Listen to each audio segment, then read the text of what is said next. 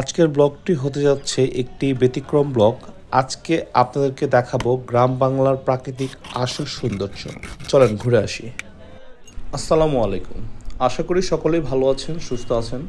আলহামদুলিল্লাহ, আমরাও ভালো আছি, সুস্থ আছি। আমাদের গ্রামীণ যে অর্থনৈতিক, সে অর্থনৈতিক চাঙ্গা করে রেখেছে গ্রামের বিভিন্ন ঐতিহাসিক হাট। আমরা সকালে এসেই প্রথমে নাস্তা করে নিলাম। এখানে নাস্তার জন্য পাবেন সবজি, ডাল, ভাত। আর এখানকার সব থেকে ফেমাস হচ্ছে এই গুড়ের শরবত, যেটা খাওয়ার জন্য দূর দূরান্ত থেকে মানুষ ছুটে আসে।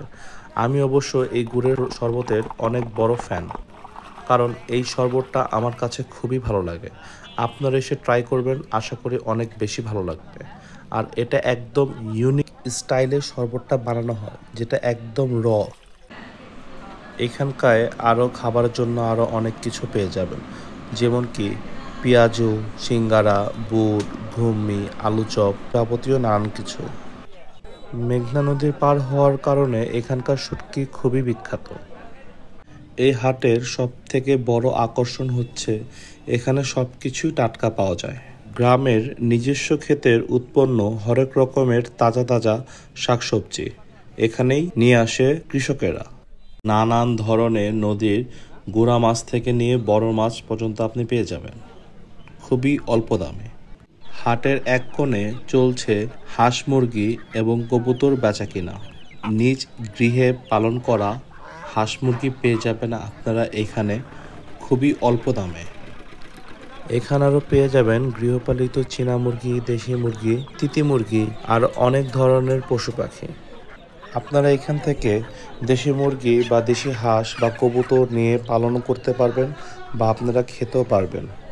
এখানকার জিনিসগুলো খুবই ভালো।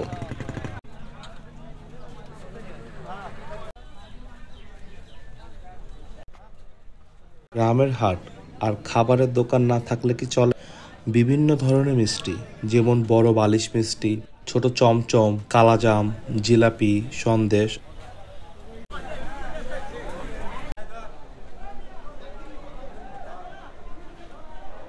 হাটের পাশ দিয়ে বয়ে গেছে একটি ছোট্ট খাল, আর এই খালের নাম হচ্ছে ব্রহ্মপুত্র নদীর একটি শাখা। জানা গেল এক সময় বিক্রি হতো এই হাটে রেডিমেড নৌকা, যে নৌকাগুলো তৈরি হতো এখানকার বিভিন্ন গ্রামে।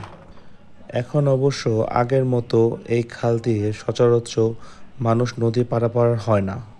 ভিডিওটি ভালো লাগলে ফলো, সাবস্ক্রাইব করে পাশে থাকুন। ধন্যবাদ।